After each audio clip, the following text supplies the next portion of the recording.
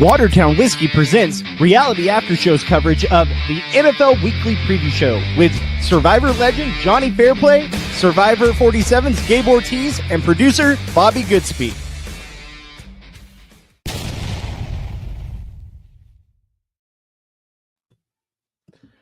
Oh, hello there, wherever you're listening, however you're listening, joining us live on the Reality After Show YouTube channel or after the fact on the archived episode. We love you all the same. Welcome to the Reality After Show's weekly NFL preview show brought to you by Watertown Whiskey, watertownwhiskey.com to figure out how you can get your hands on some of the best whiskey in the land. We're going to go through every single game coming up in this week 14. We've made it to December football, gentlemen. We are here where seasons are made and seasons are ended. Kind of the witching hour of the entire season is the month of December, and we have finally made it. So we're going to go through all the games for week 14, look at the spreads, look at what Vegas is thinking, tell you what we're thinking, and please gamble responsibly. Please tail at your own risk. What the gentlemen here at the Reality After Show have to say, or don't. I'm not your mom. You can do whatever you want. So Thursday Night Football, at the time of this recording, is currently happening. We are at the 2-minute warning of the first half. The Dallas Cowboys are trailing the Detroit Lions by a score of 6-17. Now, this game, I think I was always big on Detroit, but this is a good Thursday night game. This kind of follows the trend of Thursday Night Football being must-see TV this year. Yeah. Oh no, we're killing. Can I give a super brief aside on the Detroit Lions? I talked about it with Bobby. Greatest. I take that back. Top 3, easily top 5, probably top 3 halftime shows in the history of pro football. Detroit Lions. Thanksgiving. Jack White. Eminem surprise appearance. That was sick. I'm a huge White Stripes guy. I'm a huge Eminem guy. I have pretty much every single White Stripes album over there, everything released from the vault. I'm a member of all these Third Man Record Facebook groups. I want the T-shirt that they had at the game had the old Kitty Cat Lions logo with 3 crowns because it's Third Man Records and it said Jack White on the pennant. So awesome, thin, blue, incredible. Some guy in the groups the other night is just like, hey, I'm here at Ford Field. There's 2 mediums left. Anyone looking for a shirt? I'm like, hey, it's Jonny Fairplay from Survivor. It's on its way. I got my tracking number. Wow. Very cool. That's awesome. It was a great halftime show as well. Yes. Jack White killed it. Yes. And So, but, I like the Lions.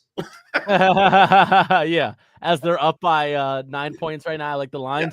Yeah. The Cowboys are driving, though. 2nd and 10 on Detroit's 43 with a minute and a half to go in the first half. So we'll leave that game alone. We'll keep you updated as that game progresses. But looking at a 1 p.m. game, a lot of good games this week. Yes. The schedule makers, I don't know if it's rigged. I don't know if they're just really good at their jobs, but they have set it up that all these games in week 14 have pretty massive implications on both ends of the spectrum. So one game here that is just fascinating. The AFC South. Who is going to win it? I don't know. It is a 3-horse race right now in a division that looked like it was settled by the time that we reached the end of October. Looked like the Colts were going to run away with this division. Not only are they not running away with it, they find themselves in second place. They're in second place with 8-4. Tied with the Jaguars, who are also 8-4. That's in first place right now. And the Texans are hot on their heels with a record of 7-5. The Tennessee Titans rounding out that division at 1-11, trying to get that first overall pick. So looking at this AFC South matchup, which could determine the fate of this division, the Jaguars will be welcoming the Indianapolis Colts to Jacksonville, Duval County. A 1.5-point spread in favor of the Colts. Bobby, where do you land here? Do you think the Colts should be favored in this game? I do. I still believe in this Colts team. I know they're a little bit, falling to the background a little bit now where people for a second they were like, is this a Super Bowl contender? And I never fully felt like they were contender worthy when it came to a Super Bowl, but I do think this is a playoff team. I think it's a very good team. I think that Jacksonville has gotten hot at the right time, but no Travis Hunter. They're, been without him for now a few weeks, and they're playing well. But they have Washington, who's going to be possibly out this week, who's been really good for them recently. I just think that this Indianapolis team gets it together. I think Jacksonville always seems to lose the games that are meaningful and big ones. So I'm going to say Indianapolis -1.5. I'll take that all day. This is not financial advice. This is entertainment purposes only. But I say I take Indianapolis -1.5. I don't know. I don't know, Bobby. I'm really losing faith in this Colts team. I got to be honest. I do not trust this Colts team. I think that they were September and October warriors. They're on a 2-game losing streak right now, dropping games to the Chiefs, and recently, as of last week, dropping a game to divisional rivals, the Houston Texans. And I look at the Jaguars. The Jaguars last week went up against the Titans and blew them out of the water, as they should. The week before that, beat the Cardinals in a nail-biter, a game that went down to the wire. And the game before that, they smoked the Los Angeles Chargers. They're on a 3-game win streak right now. They're trending up. The Colts are trending down. I'm going to ride the momentum of both of these teams. I like the Jags here with 1.5. Johnny, where do you stand? If I'm Colts management, I send me $1,000 to bet $500 on the Jaguars, because if I have money on the Jaguars, they're guaranteed to lose. If I bet against them, they're guaranteed to win. Gotcha. I feel like this is smart money by Colts management. I'm going Colts. Right, I'm not done with the Colts. It still feels more fun. Yeah, I could agree with that. They probably should have beat the Chiefs. They had a huge lead on the Chiefs, and they blew it in the second half. Honestly, though, the Texans are a very hot team right now, possibly one of the hottest teams in the NFL. The defense is playing out of their mind. So I don't mind a loss to the Texans. I still think Indianapolis is a better team than Jacksonville right now. So that is one of many divisional matchups happening this weekend. Another one that I think is going to be as big of a deal as any game that happens this season. Pittsburgh Steelers coming to Baltimore to take on my Ravens. This game has the biggest playoff implications of any game this week. Whoever wins this game will go into week 15 next week with a 70% chance of making the playoffs. Whoever loses this game will go into next week with a 30% chance of winning the playoffs. There is a 40% swing on your odds to make the playoffs if you're the Ravens or the Steelers, depending on if you win this game. Right now, the Baltimore Ravens are favored by 5.5 points at home. Superstar quarterback Lamar Jackson practiced on Wednesday for the first time in 3 weeks, but did not practice today due to an ankle injury. So Lamar's status currently up in the air, according to offensive coordinator Todd Monken. He expects him to play on Sunday, but that is far from official, as many Ravens fans have learned over the course of this very long season. Now, I look at this Pittsburgh Steelers team. I think they're done. I think that Aaron Rodgers is banged up now, like we all knew he was going to be. Did you see the meme? Of what? Looking like he's about to rob Kevin McAllister's house. Oh, yes. Yeah, he looks like one of the what are they called? Yeah, the bandits, like the sink bandits. The wet bandits. The wet bandits, Bobby. In the second movie, they're the sticky bandits. So it depends on which one you prefer. Fair. So I think that Aaron Rodgers is banged up. I think that this offense is totally devoid of any juice whatsoever. I think that this defense that the Pittsburgh Steelers have, I would say they're good until what I saw last week against Buffalo, when James Cook was gashing them. And they're coming into this game very banged up, the Pittsburgh Steelers, on the defensive side of the ball. I don't see very well rested, Gabe. Who is? King Henry is very well rested. He's done nothing all season. No, I agree.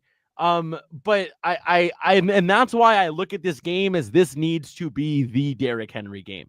This needs to be the game where he gets the ball 30 times and he goes for 200 yards and 2 touchdowns. Like that's what this game needs to be. Lamar is clearly not healthy. He has not been healthy probably since week 1 of the season. And I see us leaning on him to throw the ball 30 plus times a game, and we keep losing every time he throws 30 plus times a game. So I hope to see them lean on the run game. I hope to see them lean on the defense as they have been doing since the bye week. And this is a game that the Ravens should win. If the Ravens don't win this game, they don't deserve anything out of the season. This Steelers team is awful. They are dreadful. They are terrible. They are injured. They have no momentum. They have no juice. Their quarterback is not playing well. Their weapons are non-existent, and their defense is injured. This is a terrible Steelers team. The way the Bills made them look last week is how the Ravens should make them look on Sunday. And if they can't do that, then this Ravens team doesn't deserve anything out of this season. Gabe, the Steelers just picked up Adam Thielen. Are you kidding me? It's over. Like, might as well just hand them the Super Bowl at this point for everything he did for the Vikings. Did you guys see the tweet? Somebody 2 days before they picked up Thielen, someone put out a tweet and was like, through all this awfulness, Mike Tomlin's going to have a press conference where he's going to say something like, to eat soup, we need spoons, not forks. And then they're going to sign a 2018 Pro Bowler to the practice squad. And then 2 days later, they pick up Adam Thielen and sign him to the practice squad. I mean, Nostradamus is on that Twitter account. Like, we need spoons, not forks. Like, it's such a Mike Tomlinism. But no, this Steelers team is terrible. They're frauds. They're absolute frauds. And I've thought that all season. Like, even when they were on their high, they got very much so benefited by the fact of the injury to Lamar Jackson and the injury to Joe Burrow. Yeah, I've always seen them as 3 out of that 4 teams in that division. I think that they are falling apart defensively. They're not bad. They do play well defensively, but offensively, even with DK Metcalf, that's the only threat they have. Yeah. They have no run game, in my opinion. And which got was God, I want to say Roethlisberger. Aaron Rodgers. Aaron Rodgers like literally calls him an idiot every other game. Yeah, right. Yeah. Which who could have seen that happening? Aaron Rodgers and DK Metcalf not getting along. Like, of course that was going to happen. Aaron Rodgers last week, 10 for 21, 117 yards, 0 touchdowns. I mean, like, it's just the week before that for the Steelers, when they faced off against the Bears, Aaron Rodgers went 24 for 31, 171 yards, 1 touchdown and a pick. Like, I mean, this guy, he doesn't have any gas left. And this happened on JJ McCarthy numbers. I mean, he gets to November, he starts to slow down. He takes an injury in the middle of November. By the time December rolls along, it's weekend at Bernie's. Like, they're just doing weekend at Bernie's with Aaron Rodgers. And he needs to do the Kansas City felony program. I think in the off season that would help him. We need an off-season Aaron Rodgers felony. He shows up week 6. It's perfect. So the last 1 p.m. game, and we'll talk about your Vikings, Bobby, don't worry. But the last 1 p.m. game that I think is worth talking about is another AFC matchup that is maybe the best game of the weekend. And it's the now Joe Burrow-led, as he's returned from injury, beating my Baltimore Ravens last week, Cincinnati Bengals heading to Buffalo to take on the Bills, and what is a huge game for both teams. The Bills, who would have thought we were saying this, trying to stay alive in the playoffs, not just fighting for their division, trying to find a playoff spot wherever they can, and the Bengals need to win the remaining 5 games to even have a chance at winning, or even a chance at making it into the playoffs through winning the AFC North. It's their only way in. They got to win all 5 games. 5.5 spread as well. So the Steelers-Ravens game, 5.5 spread. Bengals-Bills, 5.5 spread at Buffalo. Johnny, does Joe Burrow come back and beat the Bills again? Does Damar Hamlin die again? What happens this game? I mean, I think it's a fun story for to watch the Bengals win out like we saw. Like, how cool was it last season? When what? When we're watching every week to watch them win, and they do win until I missed the playoffs though. I think it's a fun story for the NFL, and Why are we taking away fun stories from the NFL? I like the Bengals. The stipulation for the Bengals is they need to win all 5 games. They need Baltimore to lose 2 games, and they need Pittsburgh to lose 2 games. One of those games being in the division. So Pittsburgh needs to drop a divisional game and any other game. Baltimore needs to lose 2 of any game, and the Bengals need to win out. And the Bengals play the Ravens in 2 weeks' time. So there is definitely opportunity for Cincinnati. It could happen, but boy, do they have a mountain to climb ahead of them. They have a mountain to climb, but I love that Joe Burrow's back. I love that there's something to fight for. This is the biggest game of their season. The Buffalo Bills at the Buffalo Bills, like there's nothing bigger than this. Like forget any game that's happened up until this point. This is the playoffs starting now.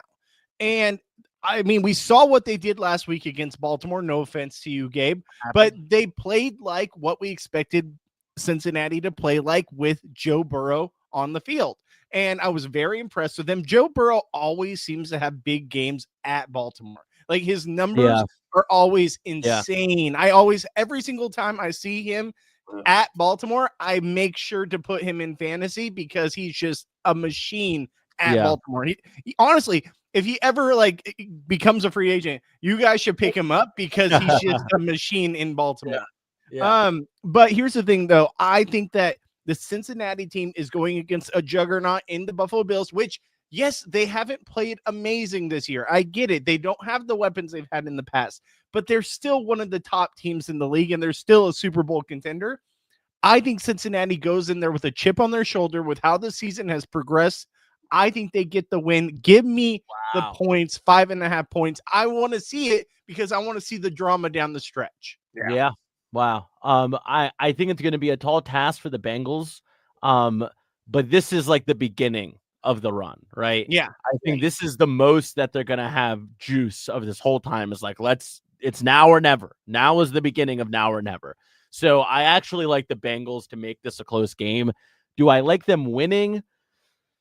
It's tough because these are 2 very flawed teams with very good quarterbacks. These are 2, and Buffalo has a fantastic running back in James Cook. The Bengals have a fantastic wide receiver in Jamar Chase. So it's like they both have great quarterbacks with a great weapon and a lot of flaws everywhere else. So it's this comes down to who's going to play better, a returning from injury Joe Burrow or a Josh Allen who's had to do everything for this team all season. It's very hard to pick, which is why I think it'll be close, which is why I like the Bengals with the points. Bobby, what do you think about your Vikings? JJ McCarthy set to make his return this week against, this is a game where 2 teams are going to be watching from Cancun or from the couch if you're a fan. The Washington Commanders heading to Minnesota to take on JJ McCarthy, Kevin O'Connell, and the Vikings. 1.5 point spread in favor of the Vikings. Does it feel bad at all that Marcus Mariota is only a 1.5 point underdog in Minnesota? No, they should be 7-point favorites against this fucking team. Let's be real. I do not understand why we are favored in this game at all. Secondly, we are atrocious. So at the beginning of the season, I said all JJ McCarthy has to do is have a pulse. Like if he's an average quarterback in this league, they will get to playoffs. Yeah, they will get to playoffs. The blueprint's already been written by Sam Darnold. He has been so atrocious that I'm fully on board with tank the rest of the season and get us a new damn quarterback early in the draft. And I know this draft class isn't the best quarterback draft class. It's not terrible. It's not like last year, which I thought was a pretty bad draft class. It ended up being pretty good. But I feel like when we were looking at it, it wasn't the greatest draft class. This one at least has 3, maybe 4 people that could go in the first round at the quarterback position. I am all in on Mendoza. Like, give me Mendoza. I'll be a happy camper. I'm over the JJ McCarthy. The problem is JJ McCarthy has not shown anything to make me believe that he passes the eye test. Every single throw, and I've watched every game, people. I've watched every game as a Vikings fan, and you guys might see highlights. I've seen every damn play by this team. He's awful. Like, there's no redeeming quality, and I get it. He's young. He's 22 years old. He was injured all of last year. This is basically a rookie season for him. This is not what we were sold a bill of goods on. We had Sam Darnold, who was a Pro Bowl talent at the quarterback position, led us to a 14-2 record in the 14-3 record in the regular season. And yes, he had probably the two most costly monetary games back to back when it came to Detroit and then the Rams back-to-back games. We lost to two teams all last year, the Rams and the Lions. Those were the only two teams we lost to all year. We had Sam Darnold. We could have franchise tagged him, and I get it. I was preaching, let's move on. Let's see what the kid has. He doesn't have it. There's no redeeming quality. And the problem is, he is on a rookie contract. We're probably going to give him another year. We are wasting Justin Jefferson, a Hall of Famer, today. His prime of his career, we are wasting it. Addison, who is a very solid number 2, we are wasting his talent. Hawkinson, not the greatest since his injury, but I blame Detroit for that. But we are wasting his talent. This offensive line that we paid $100 million fucking dollars for has been atrocious.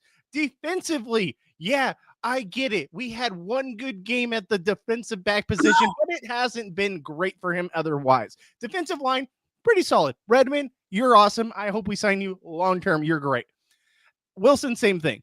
Outside of that, I'm not going to go on a tangent for too long. I'm not going to pull a game here, but I want to say, I am so over this season. I feel like Justin Jefferson possibly wants out from what people are saying. I don't think so. I think we have him long term. I think I don't think he's a diva wide receiver like Stephon Diggs. Would you blame him though?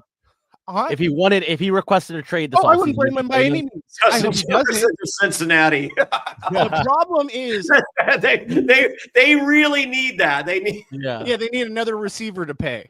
But here's the thing. At the end of the day, we were sold that we can let Daniel Jones go. We can let Sam Darnold, a Pro Bowler that led us to a 14-3 record, go because this is the guy. This has obviously not been the guy. He's been atrocious. Heads need to roll. Kwesi needs to be fired. KOC possibly in the hot seat. I don't think he should, but I wouldn't mind it. I think he should give up play calling duties for sure. And honestly, I think Brian Flores should be the next head coach of the Vikings. I'm on that train. Wow. Kwesi has to be fired for this. This is awful. And I'm so over the season, lose every fucking game the rest of the season. Wow. So give me Washington. So yeah, he's going to take Washington with 1.5 points there. I'm going the ass Commanders because I have the hat.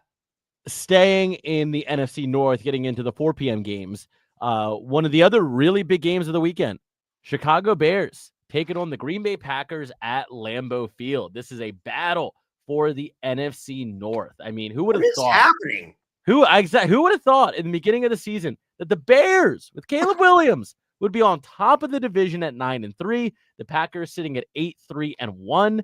Whoever wins this game is going to have not a huge lead, but going into December, a game ahead of their rivals. I mean, this is a huge game, and you have the Lions who are currently winning. It's halftime right now in that game. They're up 20-9 over the over the Dallas Cowboys.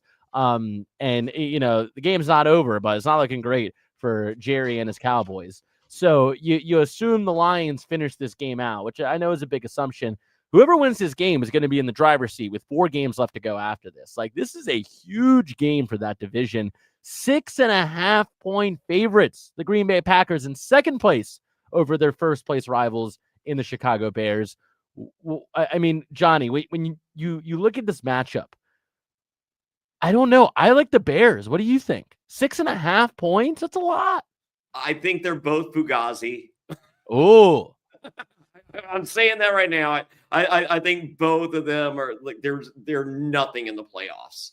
However, I like the Bears. I like the Bears right here. I think the Bears are less Fugazi than how Fugazi the Packers have shown themselves to be. Yeah. I disagree. I think that the Bears are the biggest frauds in the NFL next to the Steelers. Wow. I think the Bears are not good. I think the Bears have Caleb Williams, who throws ducks just like J.J. McCarthy, where he'll miss a guy by 10 yards. I think they're getting lucky. I think they're getting lucky. But guess what? They got luck. I think Green Bay's a decent team. I really think that Green Bay is a decent team. I don't think they're Super Bowl caliber, but I do think they're a decent team. I think Green Bay easily wins this game. I think they win by 10 plus points. I mean, I think Vegas agrees with you. I think like you're on the same train that Vegas is. I look at the Chicago team and they keep winning. Yeah. And people keep saying that it's not sustainable, but like they keep winning really, really ugly. And they keep finding ways to do it. I mean, right now, they are on a 1, 2, 3, 4, 5 game win streak coming into this. And they have wins over not a lot of great teams, but they're winning in a lot of different ways. They scored 47 points to beat the Bengals with Joe Flacco, 47-42. And then they go out and they beat the Vikings, your Vikings, 19-17. And last week they beat the Eagles 24-15. So it's like they're finding ways to beat their opponents. And I look at this Packers team, and the Packers are coming off a 3-game win streak after a 2-game loss streak where they lost to the Panthers and they lose to the Eagles in like 2 really, really low-scoring, ugly games. The point is that I think that the Bears can make this game ugly and make it muddy and win 17-12. That's how I see this game go. Yeah. I'm with you, Gabe. I don't think it's sustainable, but I think the sustainable makes it past this week. I agree. I think they hit a wall in January, but I think that they win this division. I think Green Bay's winning the division, and I think Green Bay is going to put the smash thing on the Bears at home. I think you need them to. I think you need them to lose this division. Because the Packers winning the NFC North is whatever. They've been winning the NFC North for your entire life. J.J. McCarthy being the Bears, who have been the scum of that division, get a division title and maybe a playoff run before the Vikings do, that is hell for Minnesota.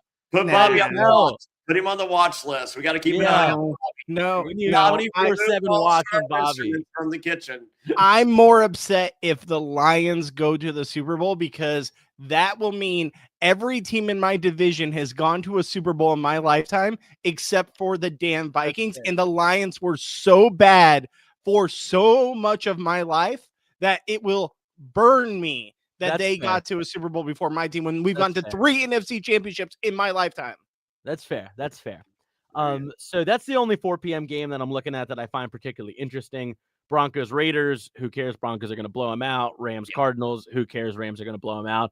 Sunday Night Football is quite a good matchup, though. You have 2 teams that are trying. You have one team that's trying to find their way into the playoffs. You have another team that's trying to hold on to their spot in the playoffs. Houston Texans heading to Kansas City, Arrowhead Stadium, to take on Andy Reid, Patrick Mahomes, and the Chiefs. 3.5 point spread in favor of the home team, the Kansas City Chiefs. This is a weird one, man. The Texans are surging right now. Kansas City is floundering right now. The Texans need this win to stay in both the wild card race and the AFC South race. They're a game behind in the AFC South, but the Jags and the Colts are playing each other, so you assume one of those teams is going to drop a game. The Texans could leapfrog one of those teams into second place and be just a game out of first place. Kansas City Chiefs, they're not even in the playoffs right now. They need to probably win out the rest of the season if they're going to find a playoff spot. 3.5 point favorites for the 6-6 Chiefs hosting the 7-5 Houston Texans, who are on quite a good run of games. I think a 4-game winning streak, touting the best ranked defense in the NFL. Bobby, how do you feel about this one? 3.5 points. Do you feel confident in either direction? So I'm going to be a little biased here and a little emotional in this pick, and there's a reason why. One of my good that's the main reason, but the secondary reason would be one of my good friends placed a $5,000 bet on the Chiefs to not make the playoffs. Wow! And if he wins, $250,000 richer he will be. So wow. I am very much so rooting for Houston in this game for his what case. Book? What book? I don't know. It's something in Vegas. Something in Vegas. He went to Vegas. Oh my God. But I'm very much so rooting for Houston. And honestly, I think Houston's going to win. Emotional or not, I think Houston is one of the hottest, if not the hottest team in the NFL right now. The Chiefs are one of the coldest teams. Yes, they got a win against Indianapolis a couple weeks ago, and that was a big win, especially when they were so far behind. I was really hoping they lose that game because then I feel really good about his bet. But I know the Chiefs are at home, and that is a big, big factor. Yeah. But I think this Houston defense is for real, and I think they get it done against a struggling Kansas City team on the road. I will take Houston getting the points 3.5. Johnny, do you feel strongly in either direction? I like Houston money line. Wow. Okay. Yeah, get the money. I mean, I'm throwing $100. I'm heading to Over the Edge weekend.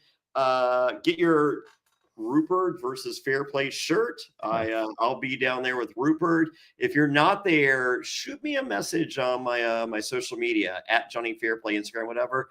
They are available. I got small, medium, large, extra large, 2X. I got all the sizes signed by me and Rupert. Shoot me boys. Who are Rupert's size. I'm a 2X guy, so I got a 3X for one of my good friends. Nice. Already paid for. I haven't even got on the plane yet. Wow. So no, I'm throwing I'm going to Over the Edge. I'm heading to Janet's. I'm watching the game. I got a hundo riding on Houston money line. Wow.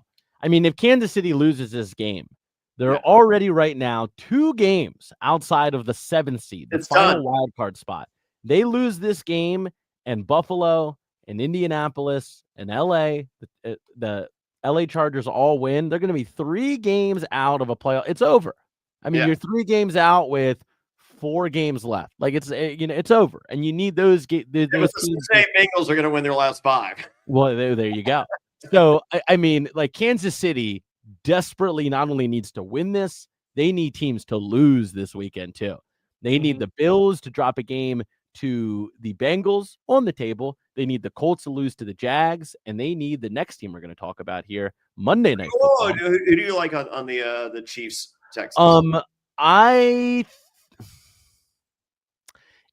It's tough for me because my brain is saying the Texans, but my heart is saying the Chiefs. Are they not the hardest team, the hardest 6-6 team to count out? Yes. They are so tough to count out. And I don't want to be the idiot that says Chiefs are going to lose and then they go on the run and they're in the AFC Championship game again. Like if they're playing in the AFC Championship game, is anybody going to be awestruck? Like it's what they do. So but the thing is, if they're going to do that, they need to start winning now. So it's like this week is do or die. Much like the Bengals that we talked about, this week is do or die for the Kansas City Chiefs. And I don't feel like they drop a do or die game. Give me Kansas City. Give me Kansas City. Okay, so Gabe, if you were to watch that game, what drink specifically would you want to have while you're watching it? I mean, I could have beer. I could have a refreshing Miller Lite. I could have vodka maybe, but I don't think any of that would hit the spot. Is there, Johnny? You got to have something for me, right? I would do.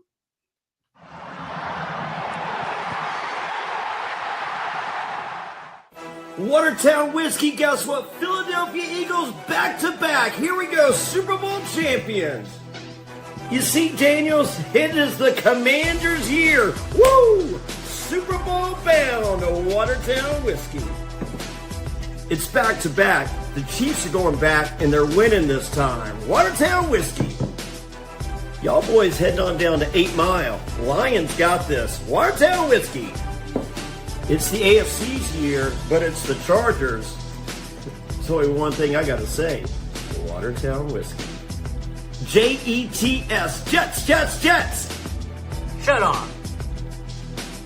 Hartford Whalers, we're going to the Super Bowl. They're close to Watertown, right? There's one thing we can all agree on. Watertown whiskey. Escape the ordinary. WatertownWhiskey.com. Drink responsibly.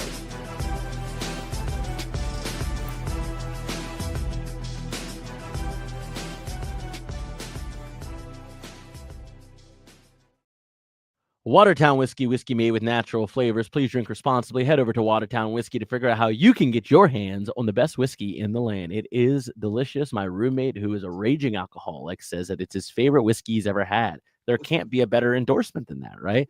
No, we kid. We just kid here on the Reality After Show, but it is a delicious whiskey. We highly, highly encourage you to go check it out over at watertownwhiskey.com. And that brings us to the final game of Week 14, the first week of December football here at the Reality After Show NFL Weekly Preview Show. And it's another good matchup. The Philadelphia Eagles heading to SoFi Stadium to take on the Los Angeles Chargers. Right now, the Eagles, as the visitors, are 2.5-point favorites. I don't know about these Eagles, Johnny. I don't know, but I also don't know about these Chargers. Where do you lean here? I like the Chargers. 2.5 points in favor of the Eagles. I definitely like the Chargers and the points.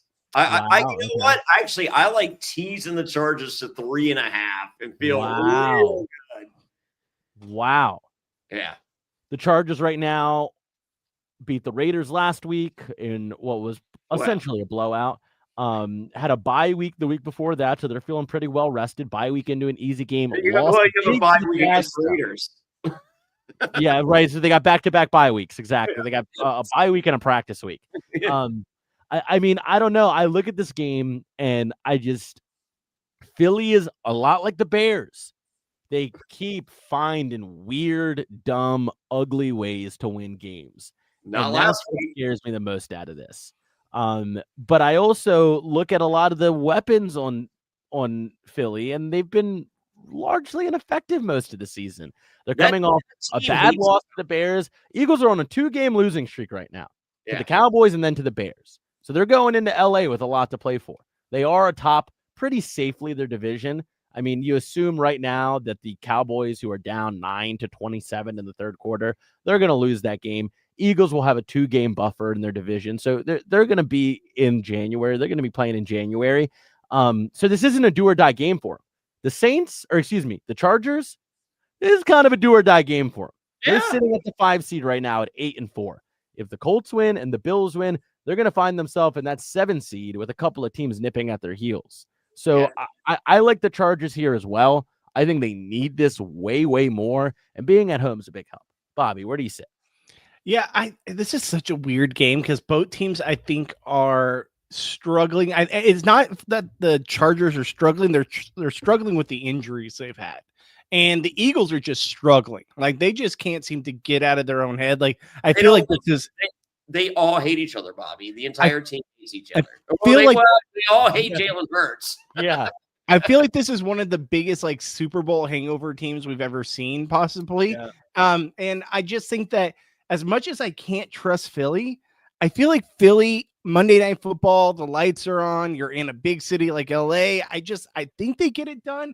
I wouldn't bet this by any means. Don't get me wrong. Yeah, I'm gonna still pick Philly. I gotta trust that. I think that they get it done, and I think that defensive line against that beat up offensive line is gonna be the difference maker in my opinion. I think Jalen Carter for the Eagles is questionable to play. If he plays, that's a big needle mover. I think because that offensive line for Los Angeles is very banged up. Well, that's gonna do it for our Week 14 recap. Bobby, we'd like to do my favorite segment of the show. Bobby gives us the most expensive and least expensive ticket of the upcoming NFL week. Take it away. All right. Bobby. Most expensive. Who you guys thinking? All right, let me look at the and a caveat. I don't have the the Dallas Detroit game. It doesn't show me that now. Yeah. Okay. I'm looking at Cincinnati Buffalo as a pretty expensive one. I also don't know how many more games Buffalo has at home because one of these games eventually is going to be the last game at Highmark Stadium because they're moving into their new stadium. Yeah. So that ticket's going to be very expensive. But I don't think it's this week. No. I am going to go with relatively cheap games this week, by the way. Yeah. I think a lot of the big market teams are away. I'm going to say Sunday Night Football, Texans at KC. Okay, Johnny. I'm going Monday night. Oh, I was thinking SoFi. It's expensive for everything. It's actually neither of those. And Monday night was actually like third on the list. Yeah, third on the list. So the biggest, most expensive game of the week, Chicago at Green Bay, $164 a ticket. Yeah, I get that. That makes sense. Yeah. 100. Right, so- Wow. Yeah, That's more than I thought 164. it'd be, though. All right. So Lisa, this next game might be the lowest we've seen all season. wow. And we've seen low. I think we've seen single And digits. Charlotte's not playing. Yeah, but we are, they have we, a are, bye week. we are single digits here. Wow. Okay. Also, Baltimore Steelers has to be pretty high up there. That was like I was looking at tickets. It was like 120 It's bucks. mid. It's mid 115. Okay, yeah, that's what I was looking at earlier. All right, single digit. Oh, I know what it has to be. This is easy. Yeah, let's let Johnny guess first. Yeah, Tennessee at Cleveland, gotta be right. Tennessee at Cleveland, $8 a ticket. Oh no! Oh. Oh God, that's crazy. Disgusting. Even for that the dog pound's not showing up, man. Yeah. Like $8 a ticket. Come on. Well, I was thinking like you can go see Shador at least. Is that not an attraction? And it's your if you want to go to a game, this is the it's free. Just go buy a ticket. I mean that should bump it up. Just everyone going, hey, it's basically free. Well, it went from $8 to $12. Okay, cool. We're still in. That's a baseball game. Surprisingly, second lowest. I think it's second lowest. Second lowest. Surprisingly, is Rams at Cardinals. Wow, $21. Wow, very because the Cardinals. I mean, they're not in it, but the Rams are, and it's not that far from LA. Yeah, 3-9. Yeah, they're out of it. They're actually statistically eliminated, which is funny because they're eliminated, and the Washington Commanders, who are also 3-9, are not eliminated. Yeah, the Vikings aren't eliminated either, but I hope they are after this week. Yeah, right. All right, that's going to do it for us here today on the Week 14 NFL Weekly Preview Show of the Reality After Show. Thank you so much for joining us. Let your friends know, like, subscribe, help out with the algorithm. The off season is upon us for Survivor, so Gabe's Big Move will be making its return. This is my official announcement. Is an off season show. I've decided Gabe's Big Move will thrive in the off season. The recap show will thrive during the season. So we are coming up at the end of the Reality After Show's coverage of Survivor as season 49 ends. Season 50 is right around the corner, starting in late February. So be sure to tune back in when season 50 starts, and be sure to tune in for the end of season 49, which has ended up being quite a fun season. You can check out our recaps every single Wednesday immediately after the show ends. I'm back from Ecuador. I'm back from Thanksgiving. I'm back from Bryson Wen. Gabe will be back next week on Wednesday. Did you talk about the Ecuador thing? Oh, yeah. It's at realitypatron.com. That's right. Reality, patron.com. Any of the paid levels, join right now. Watch right now. Holy moly. Brand new episode. Ayahuasca. And lots of it. In Ecuador. So tune in, go check that out. $5. Who cares? $5. Yeah. You're buying Johnny a cup of coffee. You're buying me less than a cup of coffee, or to help Sally Struthers help people feed kids. And almost 2 hours long.